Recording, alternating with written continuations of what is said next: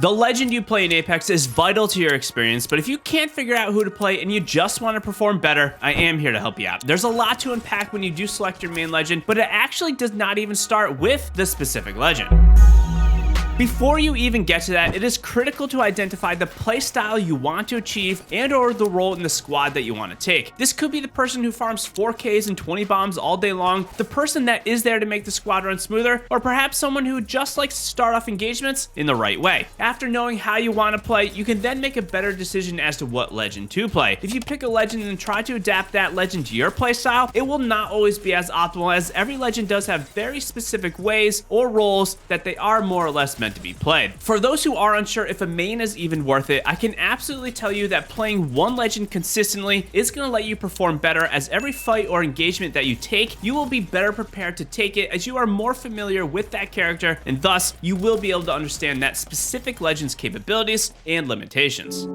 Appropriately so, we begin with the entry fraggers, which are the legends who are meant to open fights through creating opportunities with some damage, or they have the ability to rapidly reposition to take fights and close the gap just a little bit faster. It's worth mentioning that most legends aren't specific to one playstyle, and they can fit into multiple categories or subcategories, but at their core, they generally benefit from this main type of play. Mad Maggie is great at forcing movement through her tactical drill, which allows you to get valuable seconds to push up via her ultimate wrecking ball, and thus it allows you to open fights to continue to extend pressure. While her passive does only let her see where enemies are through walls for a brief second after they do take damage, this second is vital to know where the enemy is moving, and it allows you to make more informed pushes to avoid detection and just be better informed. A legend who is less about creating opportunities with damage and more about aggressively closing the gap is going to be Octane. Octane is one of the best legends for a simple playstyle where his stim lets you push in and out of battles quickly, and the jump pad also lets you and the team make plays a little bit more creatively. To top all this off, Octane's passive is also pretty huge, as that health regen also lets you focus more on creating those opportunities rather than having to heal up. Octane is definitely one for movement, but his ability to start things off can't be overstated. Vantage is also someone I consider to be a very good entry legend. It is her sniper ultimate that can 2-tap someone down, and then you can use her kit to push up with her tactical bat. All of this is better reinforced through her passive, as it is quite nice being able to see the enemy's team status of how many members are alive and their shield status. This means you can start off the fight by being more informed as to whether or not it is a good fight to even take in the first place, which is a unique trait that really no one else can match. If you are looking for something that is more about raw fighting or damage output, we do have the damage dealers and fighters. These legends as a whole are also the more aggressive characters. One of the first to consider is going to be Fuse. Fuse has a ton of ways to farm up damage, but mainly it's all about explosives. More grenades per stack means more possibilities to force movement and get big damage. A tactical cluster that can farm an easy 25 to 50 damage every 20 or so seconds, and the ultimate mother load to continue the pressure, trap enemies, and burn them down with even more damage and a slow effect if they do get hit by it. When it comes to pure damage output and farming 4Ks, Fuse is honestly one of the better ones for this. Less about damage output, but still absolutely a fighter, is Mirage. While Mirage at the moment classifies through Apex as a support legend, this really ends at his passive Invisible Revive, and the rest of Mirage's abilities, both the tactical decoy and ultimate life of the party, are really there to make massive plays on enemies by fooling them and causing them to be unable to focus their attention on the real Mirage. Mirage is absolutely one of a kind, and in addition to him being pretty aggressive as a fighter, he is pretty hilarious to play and make enemies feel kind of dumb when they can't figure you out. Bloodhound has more recently in Apex's life cycle seen some reworks, which has made the Hound get altered from a more pure scanning and recon legend to a legend who is actually more about tracking and fighting. The increase in ultimates via the Bloodhound's White Raven means the Hound gets more opportunities to go off in their ultimate ability through that speed boost. All of this is better enhanced through the occasional scans and tracking that the Hound does get. If you are looking for a good mix of tracking and combat, Bloodhound's pretty great, and they are one of my highest recommended legends for new players due to the simplicity of their kit. The often forgotten legend in Apex is Revenant, but Rev actually provides a very unique and sometimes satisfying combat experience. Revenant is truly Apex's assassin and flanker legend, seeing as Revenant is actually so good if you do play in and around taller buildings. Rev can climb up these buildings from angles that most players never expect, as no one else can do this. He can then shoot enemies in the back and in the sides. Additionally, there's not many legends who are a direct counter counter to Apex's more picked legends, as Revenant can shut down any movement ability through his tactical silence. Rev may also be getting a buff very soon, which could help him out quite a bit, and his ultimate death totem to make psycho plays. Ballistic is the final fighter and combat legend to recommend, as Ballistic is literally made for war, a third gun passive ability, a tactical to stop enemies from firing and do damage, and an ultimate to supercharge his slung weapon and his entire team's combat capabilities. Ballistic will require a more experienced or at least a better player to make the most of his offensive capabilities, but all in all, Ballistic can be really crazy and farm a ton of kills and damage if you are using that ultimate ability appropriately. While any legend in Apex can more or less fill the role of a squad leader, the legend you use as the in-game leader can greatly help control the team's pace and game flow. These legends' ability sets allow them to make better plays to figure out what is actually happening around themselves and their team so they can make that big play. Wraith is the prototypical legend to look at when it does come to a true in-game leader. Her small hitbox makes her harder to hit when scouting around, looking for openings or fights, and her tactical allows her to extend her reach even further, as she always has this phase to get out of trouble and regroup with the team. Once the Wraith does call the play, you can then use her ultimate portal to move the team safely from point A to point B. Wraith has really always been a great legend, and if you want someone who is purely great at fighting due to her size, she's pretty solid for this as well. Valkyrie is another great leader for the team due to her free-flowing nature. Her passive jetpack is going to let her roam around, easily taking high ground to look and see what is happening. Valk also has the added benefit of her scan when you are redeploying with the team through her ultimate skyward dive, evac towers, or balloons. Valkyrie should be the first to fly into an area, so her scan does let her team better land in spots that are not right on enemies, and again, it just aligns with her shot calling potential. Valkyrie may be less used today than in previous seasons, but her combat capabilities are still very good, which does make her a solid legend to take fights and guide the squad at the same time. Not a category of legends, but I do want to quickly mention what you may want to do if you are struggling with who to pick as we do go forward. My best recommendation is to pick 3 to 5 legends and try them out for a few weeks. You will not always get your main when you do play with randoms, and if you want to be super flexible and a good teammate, Apex's squads are in 3s, so having 3 legends of varying playstyles means you will be better off to control your game based on the map or the team composition that you are running. Also, playing with more than one type of legend or playstyle will better give you perspective as to how to play Apex in different ways, which no doubt will also just make you a better player.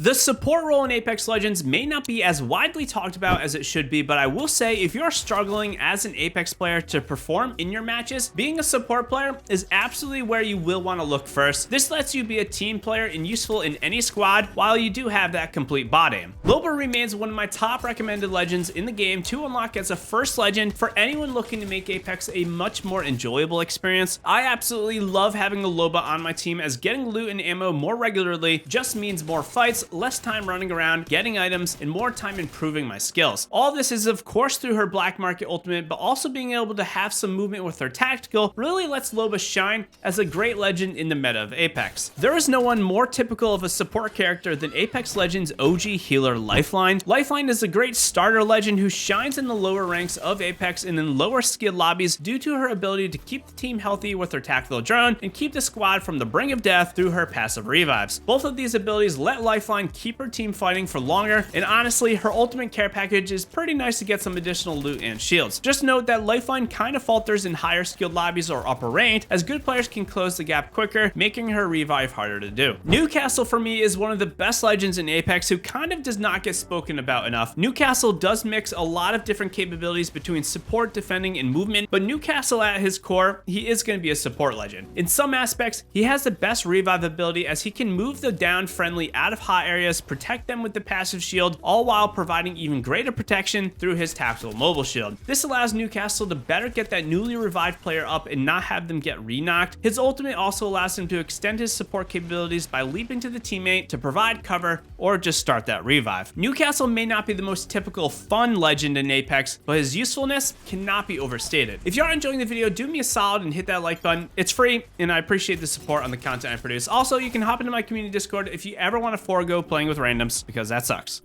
In a similar vein as the support legends, we do have a few legends who are more about squad defending or at least very tactical in how they play Apex. Either way, these legends are really great at slowing things down and reinforcing or fortifying the team. Gibraltar fits a very tactical playstyle, and this really comes down to the tactical dome, but I will start by saying that his passive gun shield makes him a great legend to take one-on-one fights and just poke enemies without using additional healing items. The ultimate bombardment also starts to show his tactical playstyle through forcing players to move or creating an area where you can push up and make plays with the team. However, his tactical dome shield is truly where Gibby gets both the squad defender and tactical playstyle role, as his shield is insane at defending a team, providing a quicker revive, and overall just making plays when you don't have a ton of cover. Wattson is arguably one of the best defending legends in the game, while again providing a very tactical and oftentimes fulfilling playstyle. It stems mostly from her tactical fences, as this allows her to cover a ton of area and really cover area in a very flexible way due to how she can place and connect fences really anywhere. Wattson also gets a little team support in there with the ultimate generator, since it does regenerate shields, and this ability is also pretty great as something that you can use to heal the team after a fight or stop explosives from hurting everyone that is nearby it. Wattson for many is super satisfying to play, and there's something very unique about creating a network of defense and fortifying areas with her abilities. While Rampart also provides a lot of defensive potential for the team, Rampart is honestly one of the most tactical legends that you can play in Apex. It all comes down to her tactical amped walls, as these walls are insane for angling up buildings and alleys, allowing her to fight in a way that very few legends can compare to. It takes a smart player to make the most of her kit, as they have a very good knowledge of how Apex is played in an aggressive way to preemptively place walls that creates an advantage for her team. She also can reinforce buildings with the walls, and she does get a little bit of an extension in playmaking possibility with her ultimate minigun, which can be great to decimate enemies or breach through doors. Our final squad defender is going to be Catalyst, and much like Rampart, Catalyst mixes nicely with both defending and playing aggressively. Most of this revolves around her ability to fortify doors through her passive, which does make her positionally have to be nearby buildings, but her tactical traps also let her block off alleys and force movement on enemy players camping behind cover. Catalyst also has the added benefit of allowing visual concealment through her ultimate wall, which is great for rotations at endgame or completely walling off a building to allow a team a moment to breathe.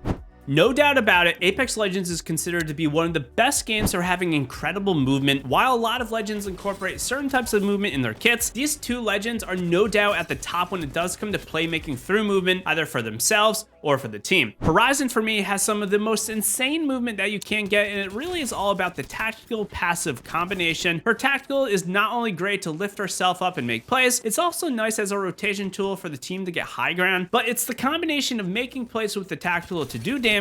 You drop the tactical, pop a battery while sliding out of the lift through the no fall fatigue passive. This passive lets her feel slippery and hard to reach, as being able to slide out of any jump or fall lets you better move and just take less damage and be harder to hit. The passive also has increased in-air movement, meaning you can take in-air turns harder and get around cover just a little bit faster, letting you heal up. He's been there since the beginning, but Pathfinder is still a top legend when it comes to movement. Unlike Horizon, whose movement is more linear and vertical, Pathfinder is more flexible in an atypical movement, as the grapple allows you to traverse really anywhere at any time and in any direction that a lot of players can't predict or track. Grapple to height, Ferris wheel grapple onto enemies, or get away from enemies, slingshot yourself into battle. There's so many ways you can use one ability, it's kind of wild. Pathfinder also has super rotations through his zipline, and the passive combo of ziplining to get insta zips means more fights and better rotation options. If you are strictly making smart plays or want to be at least as informed as possible before you make a play, you might want to look at what I deem to be the intel gathering legends. While there are a few recon legends in Apex, I believe two are more so strictly related to intel gathering. Again, Bloodhound of course has tracking, but I find them to be more of a combat legend. Crypto, however, is at the top when it comes to purely gaining intel about what is going on around you. This of course all stems from Crypto's tactical drone. It starts with seeing who is around by looking at the signs on each map, but also just flying around to see fights, see how many teams are here or there, and support the team through a number of ways. It just means better playmaking. Crypto can also use the drone to support his team in combat by remotely sending it out and scanning enemies to track them, forcing them to lose their attention on you to take it out, or they will just get non-stop tracked. Also, don't forget that EMP is great to take over spots that are fortified and just farm enemies' resources and farm your Evo shields. However, Seer has the most readily available intel as you can get for a recon legend, as all you simply need to do is wave your little fingers around or your hands, and you do get to see anyone that is in range of his passive ability. This means never getting ratted on and always being able to relay this intel to your squad. If things do get crazy, you have Seer's ultimate ability to continually track an area and make the most informed plays you possibly can, and then Seer's tactical lets you extend this even further through seeing enemies' health bars, canceling abilities, heals, or revives. Seer is absolutely a top tier legend when it comes to team fighting and making smart plays, and he does have a place in most squads. Of course, Apex has a little bit of everything when it comes to how you want to play, but if you want a legend who can kind of just do it all, then there are a few options to consider. Caustic mixes nicely together defensive, fighting, and a little support in their play, as his gas can really be used to control areas or make offensive plays. The offense mostly comes from his ultimate gas grenade, as it's great to force movement when pushing spots, but it's also great to drop down if you are getting pushed, adding a layer of support and defense for your team. Additionally, the tactical gas traps are really superb to lock down buildings and areas. They can also be used in combat, as if an enemy does walk into the gas, they do take damage, get slowed, and it does make it easier to beam them. Caustic can also use both of these abilities to support the team when they need to get revived, which is pretty nice. I don't think Caustic does offense or defense better than some of the other legends, but if you want the ability to flip a switch and make plays in either way, Caustic's great for this versatility. If you are looking for a mix of intel gathering, fighting, and movement, then Ashe does have you covered. Ashe is really solid at tracking where enemies are dying through her passive ability, which does let you take more fights and make smarter rotations by understanding where the fights are happening. If you do decide that you want to take the fight, then Ashe does have that snare to trap and snag enemies up, and of course, that premier ability of her phase breach ultimate to aggressively push that high ground or escape out of a tough spot. Ashe definitely has a nice mix, but I will say I don't think she does anything unique that other legends can't do a little bit better. She kind of just mixes everything into one. If there's going to be a legend who can actually do every single one of the previously mentioned playstyles, then it has to be Bangalore. Bangalore's tactical smokes and ultimate rolling thunder are actually insane for taking fights, escaping out of bad fights, and forcing movement, allowing the squad to breathe. Bangalore's passive and tactical also lets her scout around as a squad leader, as she can conceal herself through the smoke and get faster movement with that double time. Bangalore is absolutely a top tier legend, but if you want to know more on how to actually play and improve at Apex, check out this video for 100 tips to instantly improve your skills. Hit that like button, sub for more. I will see you in the next one.